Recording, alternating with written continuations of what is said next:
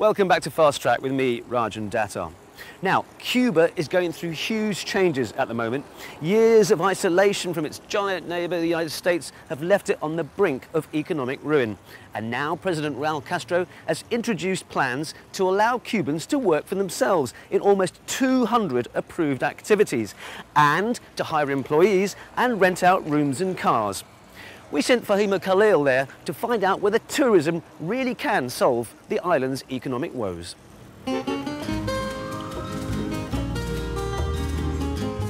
Crumbling colonial architecture, vintage American cars and salsa. Havana usually attracts package holiday makers and backpackers, but that's about to change now. The new target is wealthy visitors. Cuba is planning to allow foreigners to develop five-star hotels, marinas and other joint ventures for luxury holidays.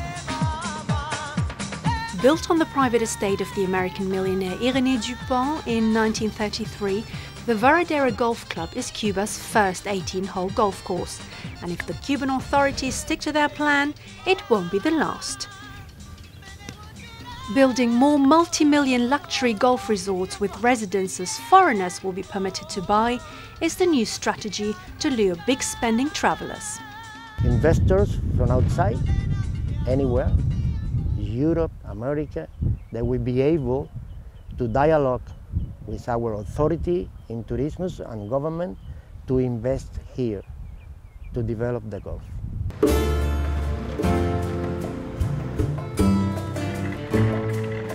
But what's in it for ordinary Cubans? To find out, I leave the manicured lawns of the Varadero Club and head to the cobbled streets of one of Cuba's oldest cities, Trinidad.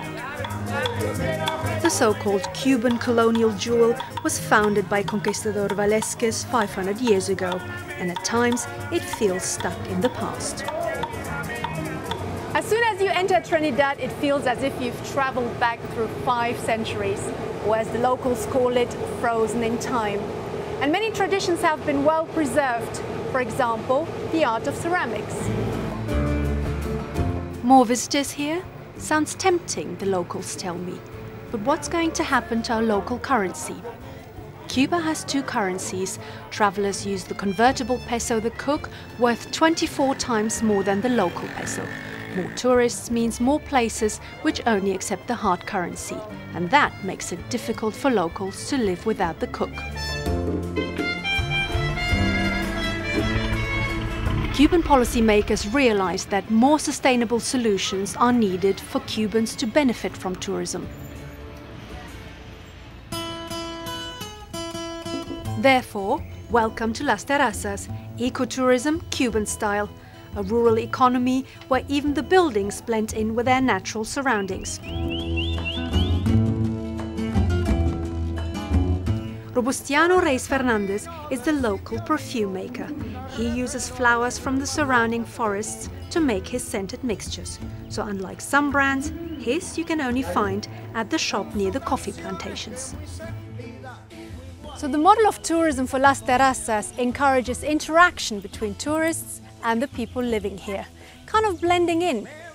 The purpose is to create an unwinding tourist experience that is close to nature, history and the locals.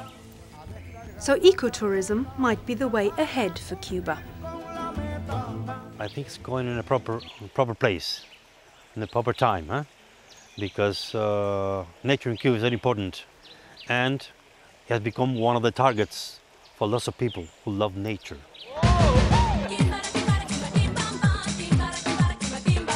So golf courses, marinas, swanky apartments, it all seems a million miles away from the everyday lives of ordinary Cubans surviving on salaries of $20 a month. Still, most Cubans I met are very keen to find a happy medium between tradition and luxury that could see tourism become the answer to Cuba's economic troubles.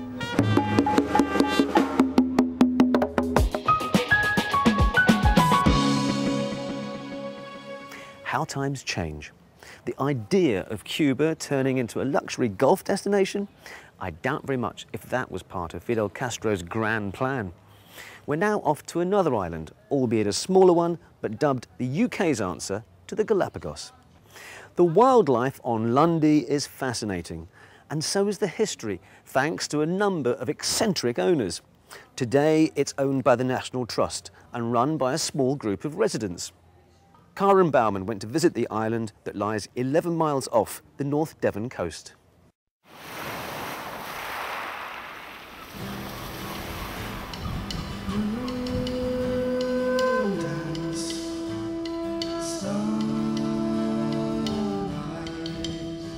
It's described as a place where time stands still, where nature is as pure as it's diverse. Here there are no roads, no cars, no internet and no TV. Just a simple way of life that attracts hundreds of visitors each year. This is the way most people get to Lundy on MS Oldenburg, the passenger and supply ship. The journey takes about 2 hours and sometimes the seas can be rather choppy, but today it's beautiful. Most visitors are day trippers, but you can also stay. Pack sensibly rather than fashionably, since your bags travel along with supplies for the shop and beer for the pub, and they'll make their way to your accommodation by tractor. Which means all you have to do is enjoy the scenery, open skies, and sense of space. The island's got its own special ethos. People come here just to unwind, they come to recover a bit of poise, just to get away from the strains of the mainland, and people just automatically, instantly relax as soon as they get off the boat or the helicopter, just into the island itself. Lundy's just 3 miles long and half a mile wide, but its location lying north to south of the Atlantic Ocean on the west and the Bristol Channel on the east means it has a diverse ecosystem and a variety of landscapes, among them sheltered grassy slopes and exposed scrubland. The island's known for its bird life, its cliffs home to razorbills, guillemots and kittiwakes. But since Lundy means Puffin Island in Old Norse, most associate the granite outcrop with puffins. Puffins live underground in burrows, and if you want to see them, you have to get up early before they go out to sea fishing. The best place to catch them is here in the west of the island. Back in the 1930s, 4,000 puffins inhabited Lundy. Today, the birds are monitored carefully after rats started eating their eggs. We've since eradicated the rats. We've increased the breeding population from about 5 when we had rats on the island to about 16 pairs now. So it's still a small population, but it's slowly increasing. If you're up early looking for puffins, you might be lucky enough to spot Lundy's Japanese Sika deer, imported by Martin Harmon, who bought the island in the 1920s. He also bred Dartmoor and New Forest ponies to create the Lundy pony, as part of a plan to turn the island into a wildlife park. Other native animals include feral goats, left by 16th century sailors as food for passing ships, along with a colony of 70 grey seals, which can often be seen playing in the waves around Northwest Point. Besides wildlife, Lundy also has a castle built by Henry III to keep pirates at bay, plus a massive church constructed by a zealous reverend, aptly named Heaven, and 3 lighthouses, among them the Old Light. The lighthouse is 96 feet high, and there are only 147 steps. But when you make it to the top, you can sit back and enjoy the view. The lighthouse is the highest in Britain, at 150 feet above sea level.